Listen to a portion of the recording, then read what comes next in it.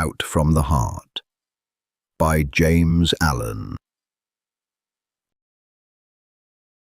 The heart and the life. As the heart, so is the life. The within is ceaselessly becoming the without. Nothing remains unrevealed. That which is hidden is but for a time. It ripens and comes forth at last. Seed, tree, blossom, and fruit is the fourfold order of the universe. From the state of a man's heart proceed the conditions of his life. His thoughts blossom into deeds, and his deeds bear the fruitage of character and destiny. Life is ever unfolding from within and revealing itself to the light, and thoughts engendered in the heart at last reveal themselves in words, actions, and things accomplished. As the fountain from the hidden spring, so issues man's life from the secret recesses of his heart. All that he is and does is generated there. All that he will be and do will take its rise there. Sorrow and gladness, suffering and enjoyment, hope and fear, hatred and love, ignorance and enlightenment are nowhere but in the heart. They are solely mental conditions. Man is the keeper of his heart, the watcher of his mind, the solitary sentinel of his citadel of life. As such, he can be diligent or negligent. He can keep his heart more and more carefully. He can more strenuously watch and purify his mind, and he can guard himself against the thinking of unrighteous thoughts. This is the way of enlightenment and bliss. On the other hand, he can live loosely and carelessly, neglecting the supreme task of rightly ordering his life. This is the way of self-delusion and suffering. Let a man realize that life in its totality proceeds from the mind, and lo, the way of blessedness is opened up to him. For he will then discover that he possesses the power to rule his mind and to fashion it in accordance with his ideal. So will he elect to strongly and steadfastly walk those pathways of thought and action which are altogether excellent. To him, life will become beautiful and sacred, and sooner or later he will put to flight all evil, confusion, and suffering. For it is impossible for a man to fall short of liberation, enlightenment, and peace, who guards with unwearying diligence the gateway of his heart. The nature and power of mind. Mind is the arbiter of life. It is the creator and shaper of conditions and the recipient of its own results. It contains within itself both the power to create illusion and to perceive reality. Mind is the infallible weaver of destiny. Thought is the thread.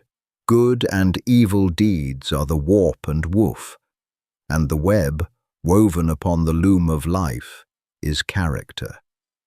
Mind clothes itself in garments of its own making. Man, as a mental being, possesses all the powers of mind and is furnished with illimitable choice. He learns by experience, and he can accelerate or retard his experience. He is not arbitrarily bound at any point, but he has bound himself at many points, and having bound himself, he can, when he chooses, liberate himself. He can become bestial or pure, ignoble or noble, foolish or wise, just as he chooses.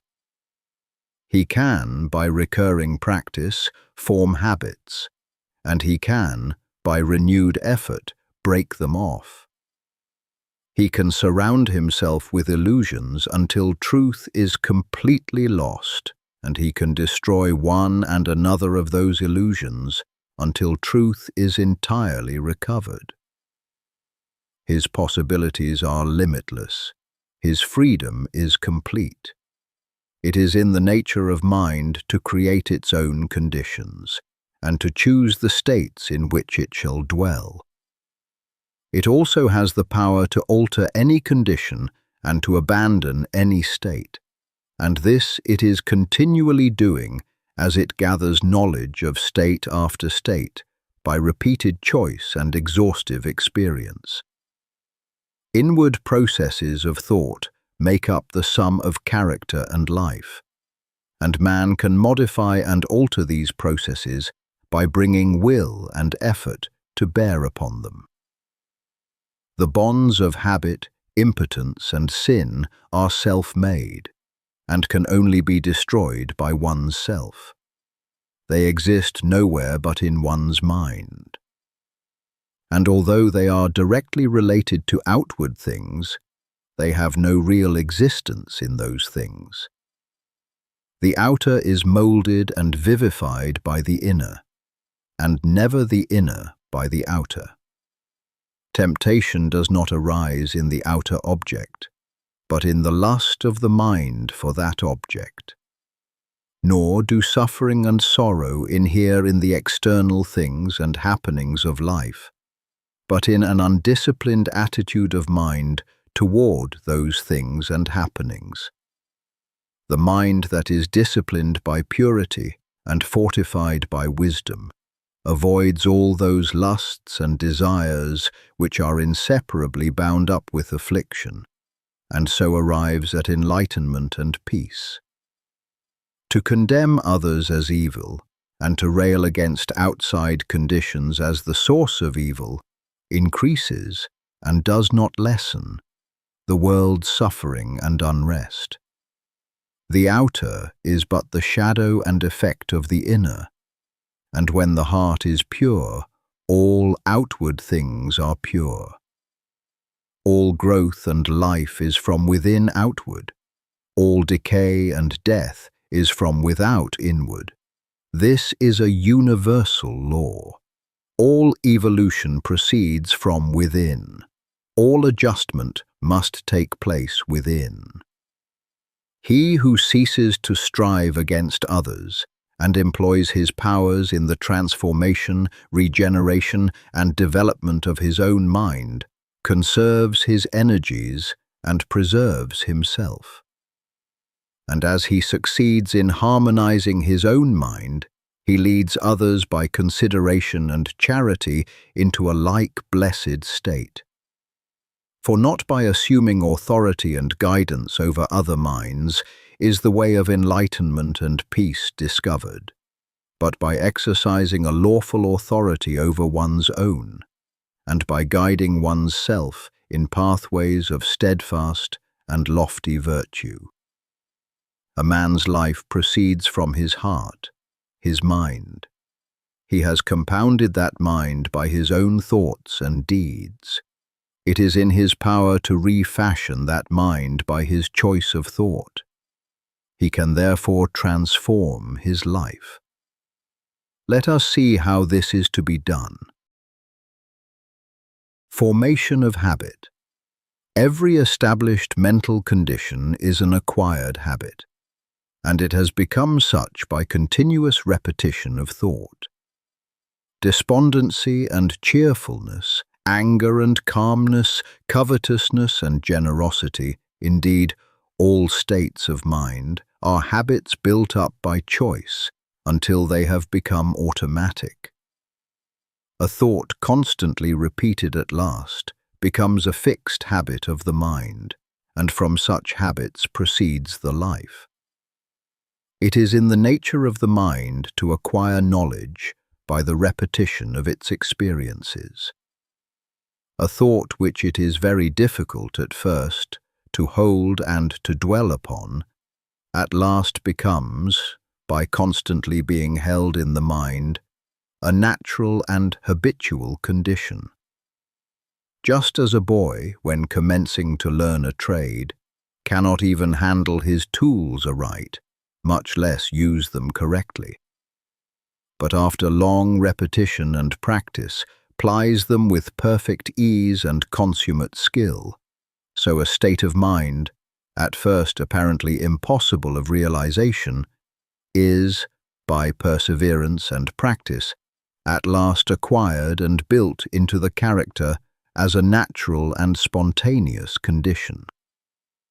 In this power of the mind to form and reform its habits, its conditions, is contained the basis of man's salvation, and the open door to perfect liberty by the mastery of self. For as a man has the power to form harmful habits, so he has the same power to create habits that are essentially good. And here we come to a point which needs some elucidating, and which calls for deep and earnest thought on the part of my reader. It is commonly said to be easier to do wrong than right, to sin than to be holy. Such condition has come to be regarded almost universally as axiomatic, and no less a teacher than the Buddha has said, "Bad deeds, and deeds hurtful to ourselves, are easy to do. What is beneficial and good, that is very difficult to do." And as regards humanity generally, this is true, but it is only true as a passing experience, a fleeting factor in human evolution. It is not a fixed condition of things, is not of the nature of an eternal truth. It is easier for men to do wrong than right, because of the prevalence of ignorance, because the true nature of things and the essence and meaning of life are not apprehended. When a child is learning to write, it is extremely easy for it to hold the pen wrongly and to form its letters incorrectly. But it is painfully difficult to hold the pen and to write properly. And this because of the child's ignorance of the art of writing, which can only be dispelled by persistent effort and practice, until, at last, it becomes natural and easy to hold the pen properly, and to write correctly, and difficult, as well as altogether unnecessary, to do the wrong thing. It is the same in the vital things of mind and life. To think and do rightly requires much practice and renewed effort, but the time at last comes when it becomes habitual and easy to think and do rightly, and difficult, as it is then seen to be altogether unnecessary to do that which is wrong.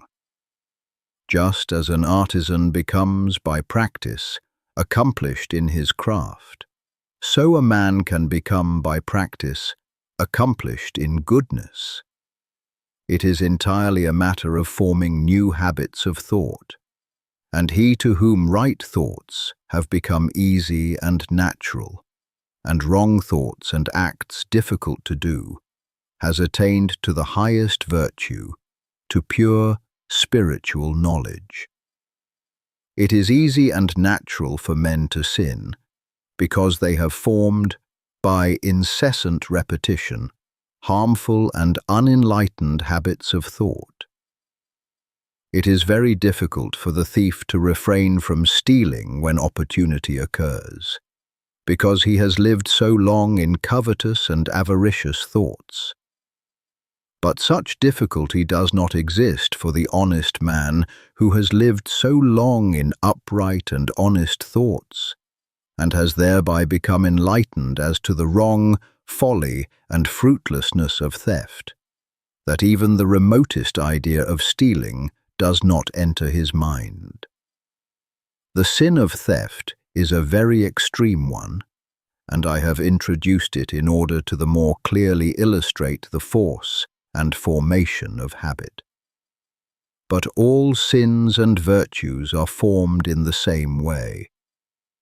Anger and impatience are natural and easy to thousands of people, because they are constantly repeating the angry and impatient thought and act, and with each repetition the habit is more firmly established and more deeply rooted.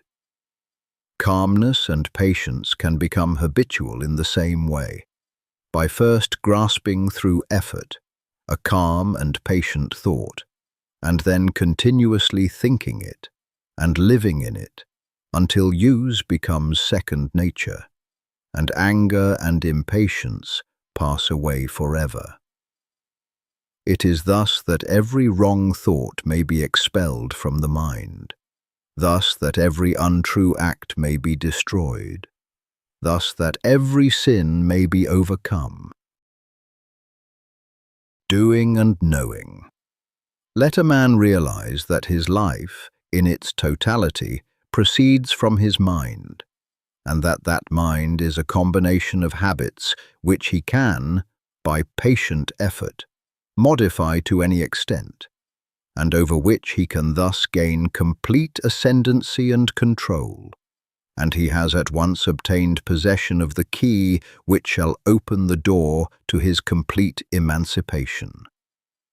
But emancipation from the ills of life, which are the ills of one's mind, is a matter of steady growth from within, and not a sudden acquisition from without. Hourly and daily must the mind be trained to think stainless thoughts, and to adopt right and dispassionate attitudes under those circumstances in which it is prone to fall into wrong and passion. Like the patient sculptor upon his marble, the aspirant to the right life must gradually work upon the crude material of his mind until he has wrought out of it the ideal of his holiest dreams. In working toward such supreme accomplishment, it is necessary to commence at the lowest and easiest steps, and proceed by natural and progressive stages to the higher and more difficult. This law of growth, progress, evolution, unfoldment, by gradual and ever-ascending stages, is absolute in every department of life, and in every human accomplishment, and where it is ignored, total failure will result. In acquiring learning, in learning a trade, or in pursuing a business, this law is fully recognized and minutely obeyed by all.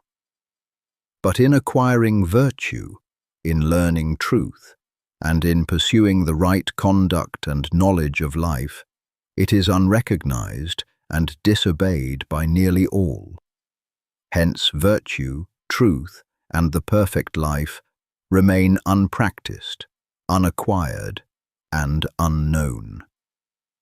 It is a common error to suppose that the higher life is a matter of reading, and the adoption of theological or metaphysical hypotheses, and that spiritual principles can be apprehended by this method.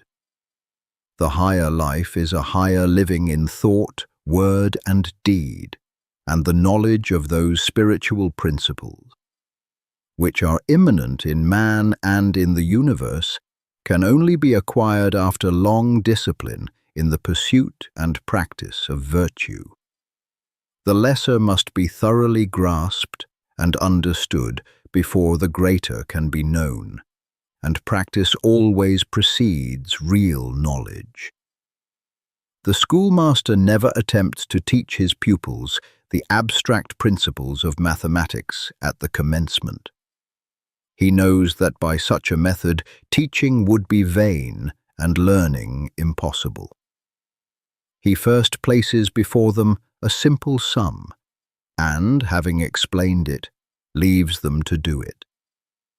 When, after repeated failures and ever-renewed effort, they have succeeded in doing it correctly, a more difficult task is set them, and then another and another. And not until the pupils have, through many years of diligent application, mastered all the lessons in arithmetic, does he attempt to unfold to them the underlying mathematical principles.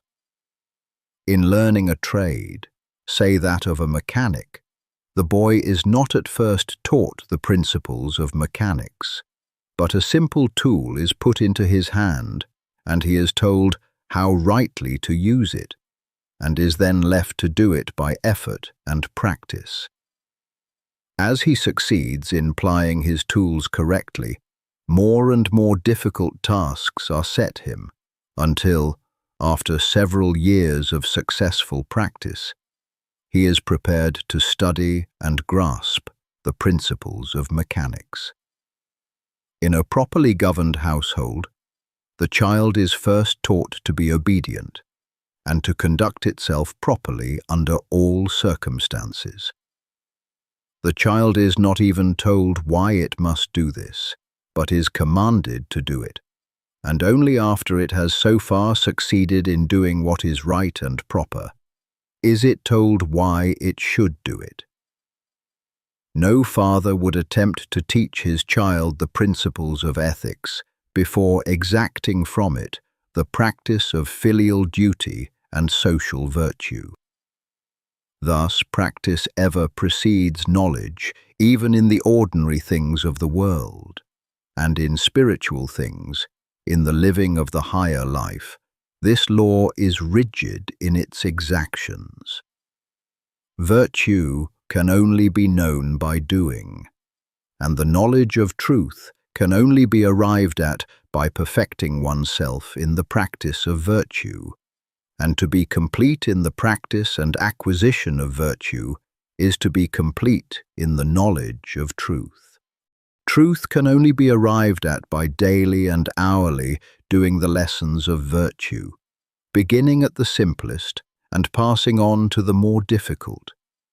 And as a child patiently and obediently learns its lessons at school, constantly practicing, ever exerting itself until all failures and difficulties are surmounted, even so does the child of truth apply himself to right doing in thought and action, undaunted by failure, and made stronger by difficulties. And as he succeeds in acquiring virtue, his mind unfolds itself in the knowledge of truth, and it is a knowledge in which he can securely rest. First steps in the higher life. Seeing that the path of virtue is the path of knowledge, and that before the all-embracing principles of truth can be comprehended, perfection in the more lowly steps must be acquired. How, then, shall a disciple of truth commence? How shall one who aspires to the righting of his mind and the purification of his heart, that heart which is the fountain and repository of all the issues of life, learn the lessons of virtue, and thus build himself up in the strength of knowledge, destroying ignorance and the ills of life? What are the first lessons, the first steps? How are they learned? How are they practiced? How are they mastered and understood? The first lessons consist in overcoming those wrong mental conditions which are the most easily eradicated, and which are the common barriers to spiritual progress, as well as in practicing the simple domestic and social virtues. And the reader will be the better aided if I group and classify the first 10 steps in 3 lessons as follows. Vices to be overcome and eradicated. First lesson: discipline of the body. Vices of the body. 1. Indolence. 2. Self-indulgence. Second lesson: discipline of speech. Vices of the tongue. 1. Slander. 2. Gossip and idle conversation. 3. Abusive and unkind speech. 4. Levity or irreverent speech. 5. Captiousness or fault-finding speech. Third lesson: discipline of inclination, virtues to be practiced and acquired. 1. Unselfish performance of duty. 2. Unswerving rectitude. 3. Unlimited forgiveness. The 2 vices of the body and 5 of the tongue are so called because they are manifested in the body and tongue, and also because, by so definitely classifying them, the mind of the reader will be the better helped. But it must be clearly understood that these vices arise primarily in the mind, and are wrong conditions of heart worked out in the body and the tongue. The existence of such chaotic conditions is an indication that the mind is altogether unenlightened as to the real meaning and purpose of life, and their eradication is the beginning of a virtuous, steadfast, and enlightened life. But how shall they be overcome and eradicated? By first and at once checking and controlling their outward manifestations, by suppressing the wrong act. This will stimulate the mind to watchfulness and reflection until, by repeated practice, it will at last come to perceive and understand the dark and wrong conditions of mind, out of which such acts spring, and will abandon them entirely. It will be seen that the first step in the discipline of the mind is the overcoming of indolence. This is the easiest step, and until it is perfectly accomplished, the other steps cannot be taken. The clinging to indolence constitutes a complete barrier to the path of truth. Indolence consists in giving the body more ease and sleep than it requires, in procrastinating, and in shirking and neglecting those things which should receive immediate attention. This condition of laziness must be overcome by rousing up the body at any early hour, giving it just the amount of sleep it requires for complete recuperation, and by doing promptly and vigorously every task and duty, no matter how small, as it comes along. On no account should food or drink be taken in bed, and to lie in bed after one has wakened, indulging in ease and reverie, is a habit fatal to promptness and resolution of character, and purity of mind. Nor should one attempt to do his thinking at such a time. Strong, pure, and true thinking is impossible under such circumstances. A man should go to bed to sleep, not to think. He should get up to think and work, not to sleep. The next step is the overcoming of self-indulgence, or gluttony. The glutton is he who eats for animal gratification only, without considering the true end and object in eating, who eats more than his body requires, and is greedy after sweet things and rich dishes. Such undisciplined desire can only be overcome by reducing the quantity of food eaten and the number of meals per day, and by resorting to a simple and uninvolved dietary. Regular hours should be set apart for meals, and eating at other times should be rigidly avoided. Suppers should be abolished, as they are altogether unnecessary and conduce to heavy sleep and cloudiness of mind. The pursuit of such a method of discipline will rapidly bring the hitherto ungoverned appetite under control, and as the sensual sin of self-indulgence is taken out of the mind, the right selection of food will be instinctively and infallibly adapted to the purified mental condition. It should be well borne in mind that change of heart is the needful thing, and that any change of diet which does not subserve this end is futile. Whilst one eats for enjoyment, he is gluttonous. The heart must be purified of sensual craving and gustatory lust. when the body is well controlled and firmly guided, when that which is to be done is done vigorously, when no task or duty is delayed, when early rising has become a delight, when frugality, temperance, and abstinence are firmly established, when one is contented with the food which is put before him, no matter how scant and plain, and the craving for gustatory pleasure is at an end, then are the first 2 steps in the higher life accomplished. Then is the first great lesson in truth learned. Thus is established in the heart the foundation of a poised, self-governed, virtuous life. The next lesson is the lesson of virtuous speech, in which are 5 orderly steps.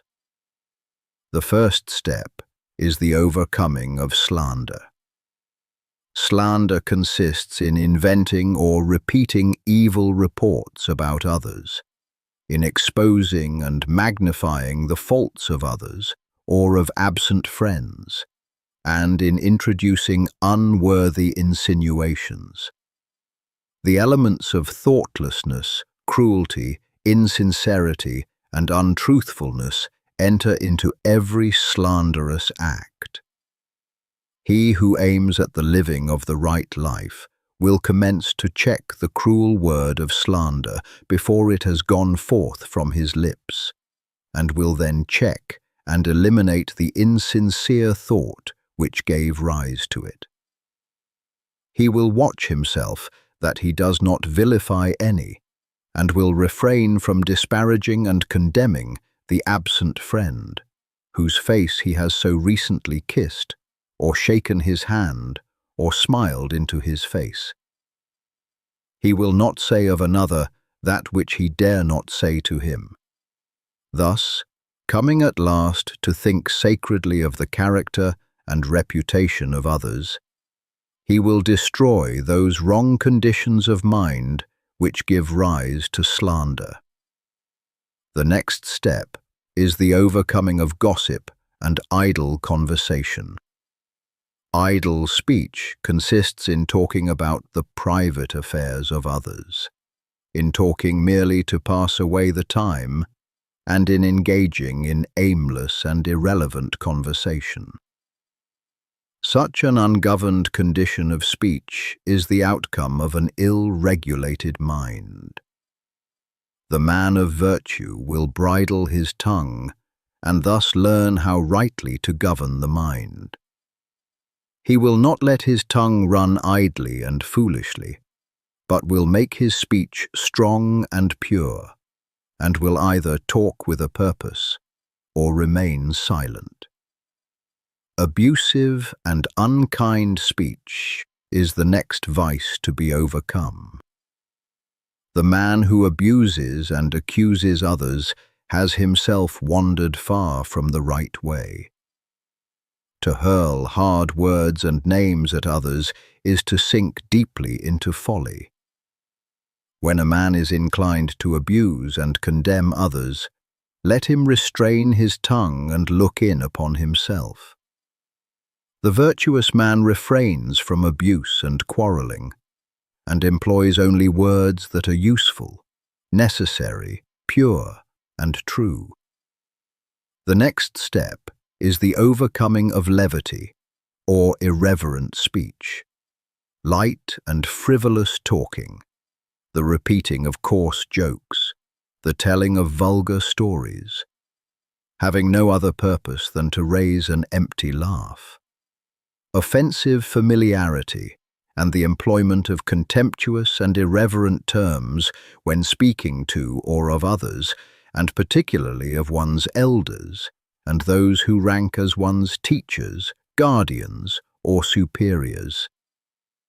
All this will be put away by the lover of virtue and truth. Upon the altar of irreverence, absent friends and companions are immolated for the passing excitement of a momentary laugh, and all the sanctity of life is sacrificed to the zest for ridicule. When respect towards others and the giving of reverence where reverence is due are abandoned, virtue is abandoned. When modesty, gravity, and dignity are eliminated from speech and behavior, truth is lost. Yea, even its entrance gate is hidden away and forgotten. Irreverence is degrading even in the young, but when it accompanies grey hairs and appears in the demeanour of the preacher, this is indeed a piteous spectacle. And when this can be imitated and followed after, then are the blind leading the blind.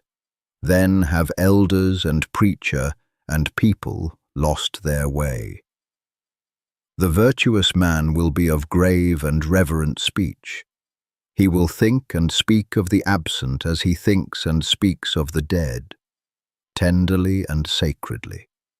He will put away thoughtlessness and watch that he does not sacrifice his dignity to gratify a passing impulse to lightness and frivolity. His mirth will be pure and innocent, and his voice will become subdued and musical, and his soul be filled with grace and sweetness as he succeeds in conducting himself as becomes a man of truth. The last step in the second lesson is the overcoming of captiousness, or fault-finding speech. This vice of the tongue consists in magnifying and harping on small or apparent faults, in foolish quibbling and hair-splitting, and in pursuing vain arguments based upon groundless suppositions, beliefs, and opinions. Life is short and real, and sin and sorrow and pain are not remedied by carping and contention. The man who is ever on the watch to catch at the words of others in order to contradict and controvert them has yet to reach the higher way of holiness, the truer life of self-surrender. The man who is ever on the watch to check his own words in order to soften and purify them will find the higher way and the truer life. He will conserve his energies, maintain his composure of mind, and preserve within himself the spirit of truth.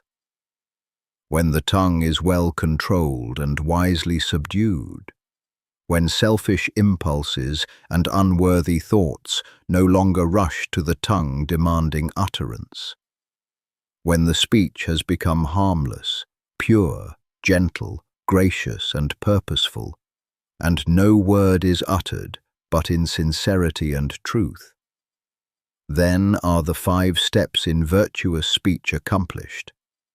Then is the second great lesson in truth learned and mastered. And now some will ask, but why all this discipline of the body and restraint of the tongue?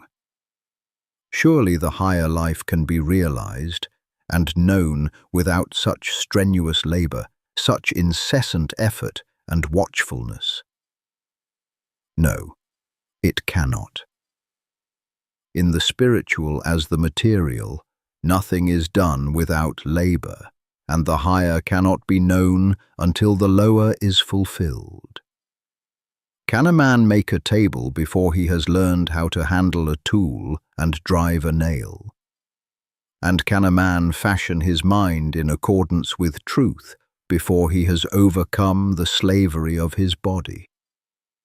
As the intricate subtleties of language cannot be apprehended and wielded before the alphabet, and the simplest words are mastered, neither can the deep subtleties of the mind be understood and purified before the ABC of right conduct is perfectly acquired. As for the labor involved, does not the youth joyfully and patiently submit himself to a 7 years' apprenticeship in order to master a craft? And does he not day by day carefully and faithfully carry out every detail of his master's instructions, looking forward to the time when, perfected through obedience and practice, he shall be himself a master? Where is the man who sincerely aims at excellence in music, painting, literature, in any trade, business or profession, who is not willing to give his whole life to the acquirement of his particular perfection? Shall labor, then, be considered where the very highest excellence is concerned, the excellence of truth? He who says, "The path which you point out is too difficult. I must have truth without labor, salvation without effort," that man will not find his way out of the confusions and sufferings of selfhood. He will not find the calm and well-fortified mind and the wisely ordered life. His love is for ease and enjoyment, and not for truth.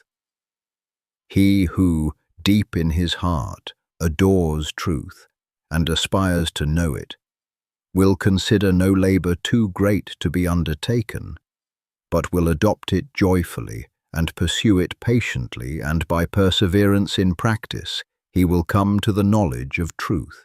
The necessity for this preliminary discipline of the body and tongue will be the more clearly perceived when it is fully understood that all these wrong outward conditions are merely the expressions of wrong conditions of heart. An indolent body means an indolent mind. An ill-regulated tongue reveals an ill-regulated mind, and the process of remedying the manifested condition is really a method of rectifying the inward state. Moreover, the overcoming of these conditions is only a small part of what is really involved in the process. The ceasing from evil leads to, and is inseparably connected with, the practice of good. While a man is overcoming indolence and self-indulgence, he is really cultivating and developing the virtues of abstinence, temperance, punctuality, and self-denial, and is acquiring that strength, energy, and resolution which are indispensable to the successful accomplishment of the higher tasks. While he is overcoming the vices of speech, he is developing the virtues of truthfulness, sincerity, reverence, kindliness, and self-control, and is gaining that mental steadiness and fixedness of purpose, without which the remoter subtleties of the mind cannot be regulated, and the higher stages of conduct and enlightenment cannot be reached. Also, as he has to do right, his knowledge deepens and his insight is intensified. And as the child's heart is glad when his school task is mastered, so with each victory achieved, the man of virtue experiences a bliss which the seeker after pleasure and excitement can never know. And now we come to the third lesson in the higher life, which consists in practicing and mastering, in one's daily life, three great fundamental virtues. 1. Unselfish performance of duty. 2. Unswerving rectitude. And 3. Unlimited forgiveness. Having prepared the mind by overcoming the more surface and chaotic conditions mentioned in the two first lessons, the striver after virtue and truth is now ready to enter upon greater and more difficult tasks, and to control and purify the deeper motives of the heart. Without the right performance of duty, the higher virtues cannot be known, and truth cannot be apprehended. Duty is generally regarded as an irksome labor, a compulsory something which must be toiled through or be in some way circumvented. This way of regarding duty proceeds from a selfish condition of mind and a wrong understanding of life. All duty should be regarded as sacred, and its faithful and unselfish performance one of the leading rules of conduct. All personal and selfish considerations should be extracted and cast away from the doing of one's duty, and when this is done, duty ceases to be irksome and becomes joyful. Duty is only irksome to him who craves some selfish enjoyment or benefit for himself. Let the man who is chafing under the irksomeness of his duty look to himself, and he will find that his wearisomeness proceeds not from the duty itself, but from his selfish desire to escape it. He who neglects duty, be it great or small, or of a public or private nature, neglects virtue. He who in his heart rebels against duty, rebels against virtue. When duty has become a thing of love, and when every particular duty is done accurately, faithfully, and dispassionately, there is much subtle selfishness removed from the heart, and a great step is taken towards the heights of truth.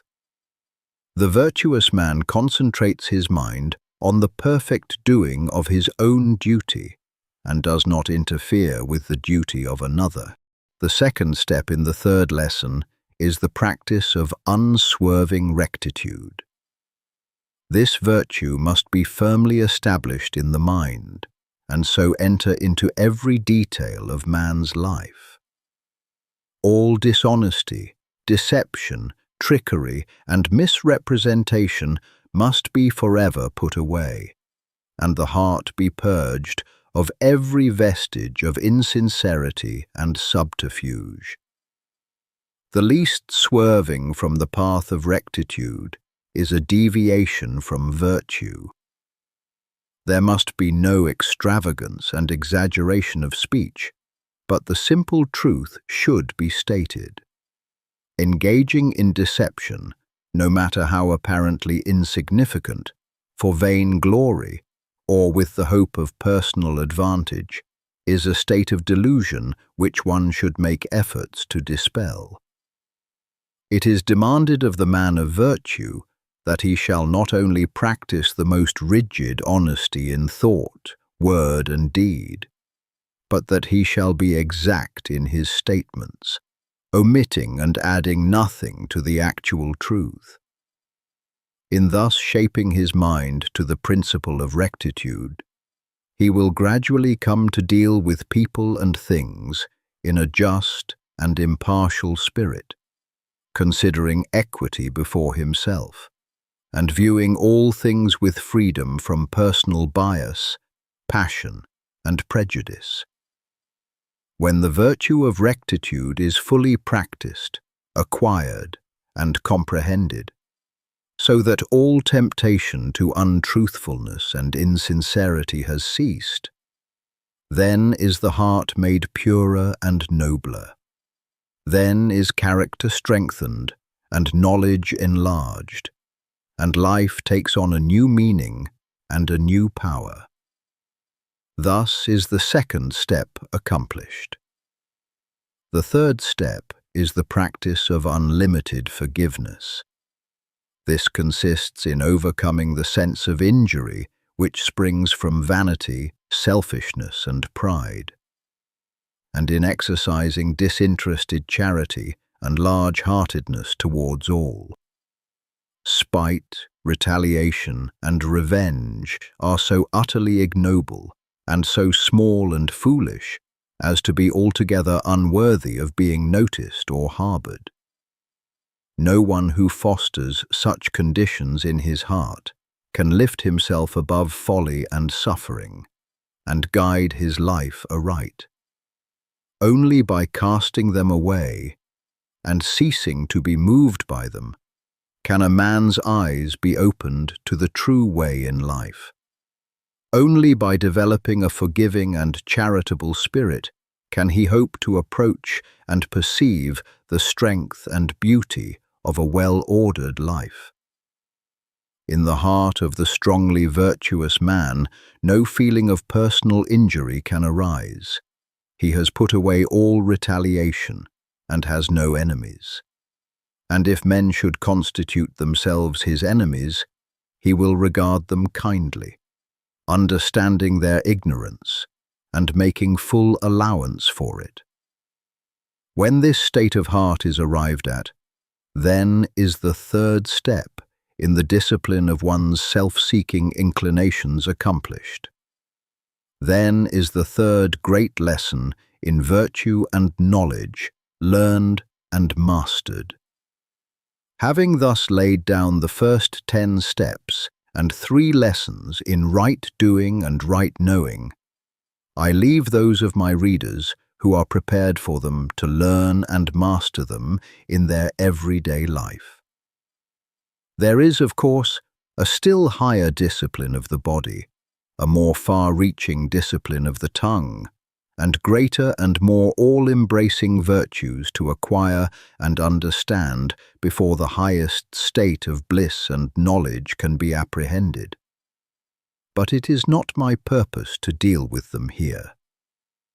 I have expounded only the first and easiest lessons on the higher path, and by the time these are thoroughly mastered, the reader will have become so purified, strengthened, and enlightened that he will not be left in the dark as to his future progress. Those of my readers who have completed these 3 lessons will already have perceived, beyond and above, the high altitudes of truth and the narrow and precipitous track which leads to them, and will choose whether they shall proceed.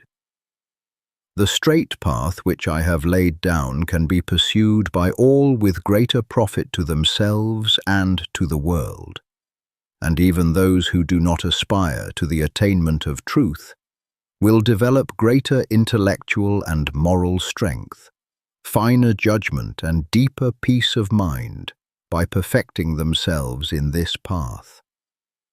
Nor will their material prosperity suffer by this change of heart. Nay, it will be rendered truer, purer, and more enduring. For if there is one who is capable of succeeding and fitted to achieve, it is the man who has abandoned the petty dissipations and everyday vices of his kind, who is strong to rule his body and his mind, and who pursues with fixed resolve the path of unswerving integrity and sterling virtue. Mental conditions and their effects.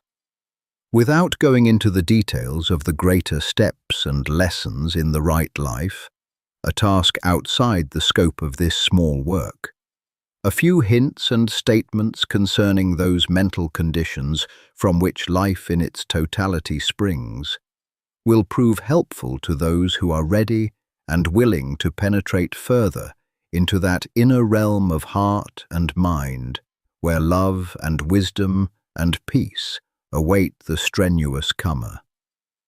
All sin is ignorance. It is a condition of darkness and undevelopment.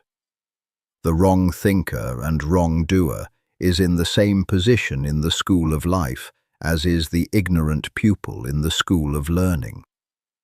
He has yet to learn how to think and act correctly, that is, in accordance with law. The pupil in learning is not happy so long as he does his lessons wrongly, and unhappiness cannot be escaped while sin remains unconquered. Life is a series of lessons. Some are diligent in learning them, and they become pure, wise, and altogether happy. Others are negligent and do not apply themselves, and they remain impure, foolish, and unhappy. Every form of unhappiness springs from a wrong condition of mind. Happiness inheres in right conditions of mind. Happiness is mental harmony. Unhappiness is mental inharmony. While a man lives in wrong conditions of mind, he will live a wrong life and will suffer continually. Suffering is rooted in error. Bliss inheres in enlightenment. There is salvation for man only in the destruction of his own ignorance, error, and self-delusion. Where there are wrong conditions of mind, there is bondage and unrest. Where there are right conditions of mind, there is freedom and peace. Here are some of the leading wrong mental conditions and their disastrous effects upon the life. Wrong mental conditions and their effects: hatred, injury, violence, disaster, and suffering. Lust, confusion of intellect, remorse, shame, and wretchedness. Covetousness, fear, unrest, unhappiness, and loss. Pride, disappointment, chagrin, lack of self-knowledge. Vanity, distress and mortification of spirit. Condemnation, persecution, hatred from others. Ill will, failures and troubles. Self-indulgence, misery, loss of judgment, grossness, disease, and neglect. Anger, loss of power and influence. Desire or self-slavery, grief, folly, sorrow, uncertainty, and loneliness. The above wrong conditions of mind are merely negations. They are states of darkness and deprivation, and not of positive power. Evil is not a power. It is ignorance and misuse of good. The hater is he who has failed to do the lesson of love correctly, and he suffers in consequence. When he succeeds in doing it rightly, the hatred will have disappeared, and he will see and understand the darkness and impotence of hatred. It is so with every wrong condition. The following are some of the more important right mental conditions and their beneficent effects upon the life. Right mental conditions and their effects.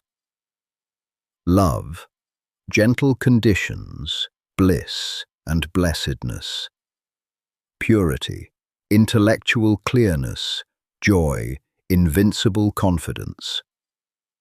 Selflessness, courage, satisfaction, happiness, and plenty. Humility, calmness, restfulness, knowledge of truth. Meekness, equipoise, contentment under all circumstances. Compassion, protection, love and reverence from others. Goodwill, gladness and success. Self-control, peace of mind, true judgment, refinement, health and honor. Patience, mental power, far-reaching influence. Self-conquest, enlightenment, wisdom, insight, and profound peace. The above right conditions of mind are states of positive power, of light, of joyful possession, and of knowledge. The good man knows. He has learned to do his lessons correctly, and thereby understands the exact proportions which make up the sum of life. He is enlightened and knows good and evil. He is supremely happy, doing only that which is divinely right. The man who is involved in the wrong conditions of mind does not know. He is ignorant of good and evil, of himself, of the inward causes which make his life. He is unhappy and believes other people are entirely the cause of his unhappiness. He works blindly and lives in darkness, seeing no central purpose in existence and no orderly and lawful sequence in the course of things. He who aspires to the attainment of the higher life in its completion, who would perceive with unveiled vision the true order of things and the meaning of life, let him abandon all the wrong conditions of heart, and persevere unceasingly in the practice of the good. If he suffers, or doubts, or is unhappy, let him search within until he finds the cause, and having found it, let him cast it away. Let him so guard and purify his heart, that every day less of evil and more of good shall issue therefrom. So will he daily become stronger, nobler, wiser. So will his blessedness increase, and the light of truth, growing ever brighter and brighter within him, will dispel all gloom and illuminate his pathway. Exhortation. Disciples of truth, lovers of virtue, seekers of wisdom, yea, also, who are sorrow-stricken, knowing the emptiness of the self-life, and who aspire to the life that is supremely beautiful and serenely glad. Take now yourselves in hand, enter the door of discipline, and know the better life. Put away self-delusion, behold yourself as you are, and see the path of virtue as it is. There is no lazy way to truth. He who would stand upon the mountain's summit must strenuously climb, and must rest only to gather strength. But if the climbing is less glorious than the cloudless summit, it is still glorious. Discipline in itself is beautiful, and the end of discipline is sweet. Rise early and meditate. Begin each day with a conquered body and a mind fortified against error and weakness. Temptation will never be overcome by unprepared fighting. The mind must be armed and arrayed in the silent hour. It must be trained to perceive, to know, to understand.